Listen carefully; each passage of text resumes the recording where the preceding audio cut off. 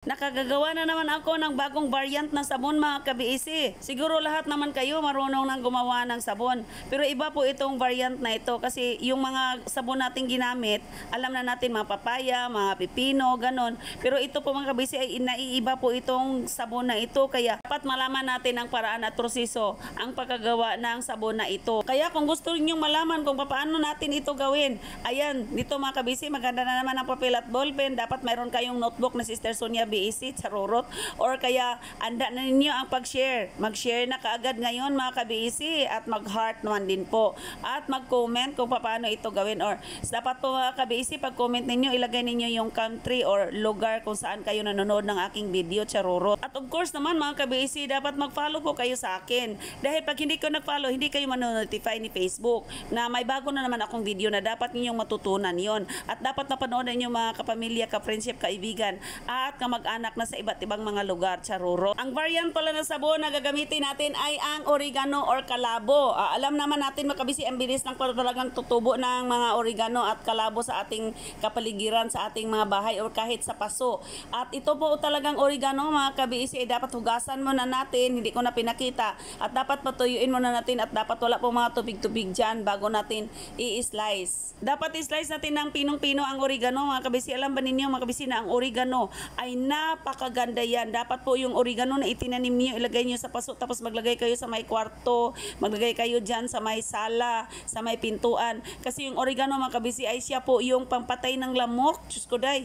At yung oregano, alam ba ninyo na yung oregano ay antiviral, antifungal, anti-inflammatory, at antioxidant, Diyos ko day. At nagpapalakas ito ng immune system natin. Napakaganda din itong gamot sa mga hika at sa mga ubo. Yun po ang alam natin mga ka-BEC. Hindi natin alam na maganda din po itong gawin sabon. At itong mga dahon ng oregano mga ka-BEC, napakasarap ito, napakabango. At pwede ito nating ilagay sa mga lauya, balbacoa, at sa mga pagkain na niluluto natin. Pwede itong ilagay mga ka-BEC kasi napakabango at napakasarap at napakaganda ang mga health benefits na nandito sa oregano. May taglay din itong pang-allergy mga ka-BEC, kaya pwede itong igamot sa mga may mga allergy. Kaya yan, napakaganda po itong igamot din po sa mga sugat. Ay maliban na lang sa sugat ng puso, charoro. Pwede na natin gawing tea ito mga ka-BEC, air dry lang natin. At yung na-air dry na natin mga ka-BEC na talaga pinong-pino na, pwede din natin yan sindihan at pangtaboy ng mga lamok at ukok, yung mga ukok, ano bang ukok sa Bisaya, mga cockroach mga ka-BEC, charurot. O kaya naman yung itong oregano o kalabo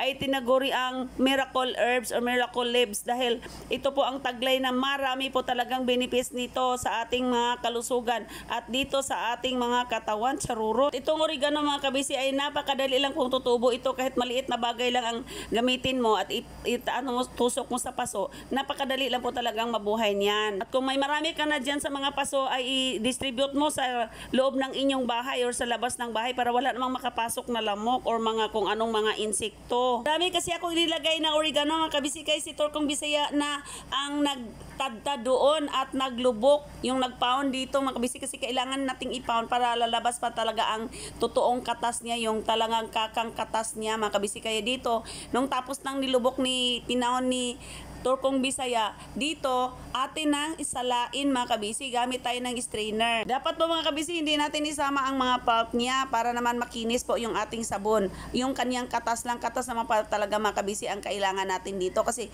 yun naman po ang mabisa mga ka-BEC, ang katas. Kaya katas lang po talaga ang kukunin natin. Kaya lang natin sinala ito mga ka-BEC. Huwag kayong mag-alala mga ka-BEC kasi si oregano ay maraming katas po. Kaya nga, kung malinis na malinis po yung pagkagawa ninyo, pwede kayo kukuha ng isang kutsara at inumin ninyo yan kasi gamot na gamot po yan sa mga allergy at gamot na gamot po yan sa mga ubo natin. Kahit sakit ng ulo, lagnat at sakit ng pangangatawan na trangkaso, pwede natin yang igamot mga ka-BEC. Subok na ito sa aking anak na may hika at subok na ito sa lahat ng may karamdaman namin dito. Ito po ang dalitan naming makuha mga ka-BEC para igamot namin. Kaya sa may maraming mga tanim dyan na oregano na umuusbong na, huwag ninyo namang itrim. Pag itrim nyo, gawin naman yung sabon or gawin naman ninyong i-air dry para pwede ninyong magawang tea or pwede ninyong sunugin at gawing lang para naman ay makataboy kayo sa mga lamok. Ang dami po, sayang naman din po pag itapon lang ninyo yung mga dahon-dahon dyan. Napakaganda po yan at miracle herbs nga yan mga kabisi. Eto na mga kabisi, ang dami po niyang katas. Ganun po talaga ang katas niya mga kabisi, kahit niluto mo siya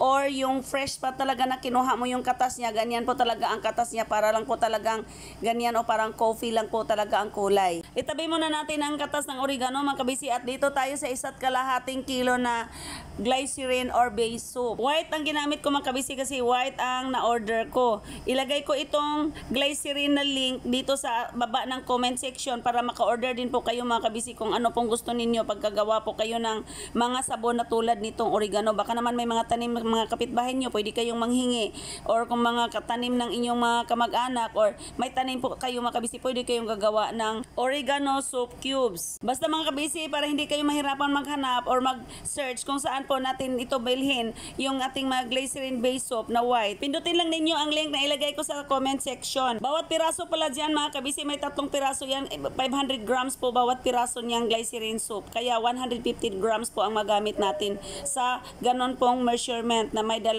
lata ng evap milk. Depende din po sa brand na gagamitin ninyo. Para sa ako po, si India lang din po ang malakas sa rurot. Iyo lang din po ang gagawin natin sa mga iba't ibang ginagawa natin ng sabon. Ibuhos din natin yung evap milk dito sa ating oregano para pagka-mix po sila. At yan, iset aside na naman natin, nakukuhanin na natin ang ating magikalan charurot. Iba itong magikalan ko kasi sinisindihan muna bago mag-ilaw charurot.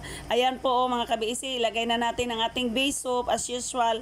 Tunawin muna natin ang base soap. Pagka natunaw na, saka natin ilagay ang ating mga sangkap, yung milk at saka yung si oregano. Ihanda na rin natin ang ating asin, 2 kutsara at 1 basong tubig. Gawin natin para mag-melt na ang ating asin at tubig. Habang si Torkong Bisaya naman ay hinihanda na niya yung mga molder natin. Eto mga kabisi, malapit na siyang mag-melt. Ay ginamitan ko na ng speed ba, mindset ba mindset, kaya ni-speed ko na po. Ay dito na, nag-melt na ang ating base soap at ilalagay na natin dito ang ating oregano at milk. O yan mga kabisi.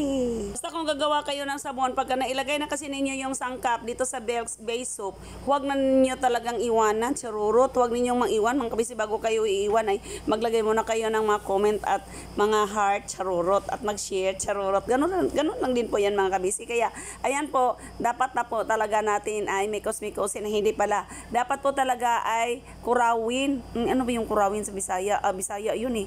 Yung dapat haluin po. Dito itsineko yung mga molder kung okay at malinis na ba, charurot. Kasi ako naman lang gumamit nito mga kabisi. At para sa aming pamilya lang ito mga kabisi, ay kailangan po malinis ang pagkagawa natin. Ganun po mga kabisi. Kaya itsineko po ang ginawa ni Torkong Bisaya kung malinis ba yung mga molder, charurot. Kaya tinignan ko na yan, sinabihan ko Torkong Bisaya, ayusin mo yan, charurot. Makalipas ang 20 minutes mga kabisi, ay luto na ang ating base soap, charurot.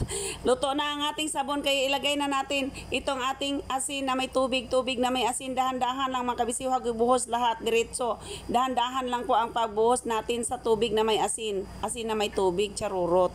At halo, buhos, ganon po mga kabisi para ma-perfect po yung paggawa ninyo ng inyong sabon. Pagkatapos ng nabuhos natin ng tubig na may asin na may tubig, antay tayo ng 3 to 5 minutes bago natin ay alisin sa fire, charurot. Nagpatulong para ako kay Torkong Bisaya mga kabisi, aka Rick Lagat. Yan, mayroon po siyang page na Rick Lagat. Sana naman i-follow din po natin si Rick Lagat, yung asawa ko, charurot. Dito isali na natin sa ating mga molder ang ating sabon na oregano mga kabisi. Sabi ko Torkong Bisaya, huwag naman alihan kasi hindi ako makikita ang beauty ng inyong lola, charurot. Isalin ko pala itong sabon mga kabisi sa 3 molder na may 12 pieces ang laman. Ayan po ang malagyan natin, 12 pieces po times 3, may 36 po akong sabon na oregano. Ang dami nang makasave na ako sa mga sabon-sabon na ginagamit ko mga kabisi.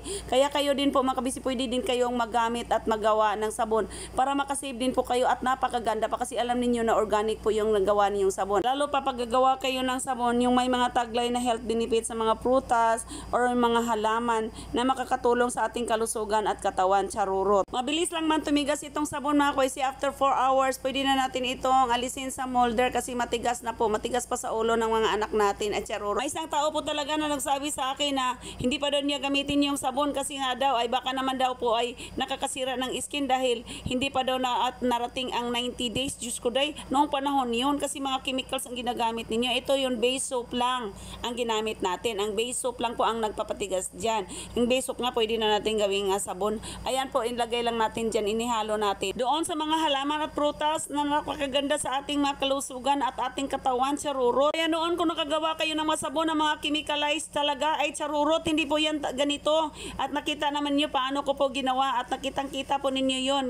Ay katulad ba sa inyong mga ginagawa na may mga maraming chemicals, charurot. At tingnan ninyo yung mga ingredients na ginamit ninyo noon, ang ginawa ninyo na mag-antay pa kayo ng 90 days. Ito sa akin, tingnan ninyo yan ang ginawa ko at yung ginawa ninyo na mag-antay pa kayo ng 90 bago gamitin, charurot. Itong akin, gamitin na natin kaagad kasi pwede naman ito. Pagka matigas na, ay pwede na natin gamitin kasi ayan pa nga, organic po nga ang ating mga ginagawa, charurot. Gapin na natin sa ating sarili na nagbago po talaga ang mundo, nagbabago po ang teknolohiya. Noon po, ang mga papaya na dahon ang ating mga didikdikin at ilagay sa ating mga katawan. Ay ngayon po, ang hinog na papaya ang gagawin na nating sabon at charurot, di ba? Nagiging mga kojic soap na sila. Pero tayo, mga ka-BEC, gumawa po talaga tayong prutas na sabon po talaga na prutas na papaya. Yung prutas na prutas, yung sabon na sabon, charurot. O sa may mga nahirapang maintindihan dyan na gamitin kaagad ang sabon, ay tingnan na lang ninyo, ikumpara ninyo paano ninyo ginawa yon at anong mga ingredients ang ginawa nyo noong 90 days bago ninyo gamitin ang sabon. At ngayong ginawa ko ngayong sabon, charurot. Kaya mga kabisi, pwede ninyo itong gawin pang kabuhayan showcase. Pwede kayong magbenta nito or pwede nyo ipanggawa ng mga giveaways. Makakapera po din kayo mga kabisi. Gawin ninyong negosyo ito mga kabisi, lalo na ngayong Christmas. Ay pwede kayong gagawa ng mga Christmas tree na sabon. May mga molder dyan na Christmas tree ang design or mga teddy bear or mga heart or gunang. Depende din po mga kabisi at ilagay nyo sa magandang paglagayan at mga balutin ninyo sa magandang pagkabalot para ay presentable po siya mga kabisi at marami pong gusto na bibili sa inyo at lagyan ninyo ng mga label na Happy Birthday or Merry Christmas or Happy New Year, Happy Valentine's Day or Happy Christening. Depende din po yan sa inyong mga creativity and initiative. Kahit pa paano mga kabisi, makakatulong tayo sa ating pamilya at sa iba na gumanda sila, charurot.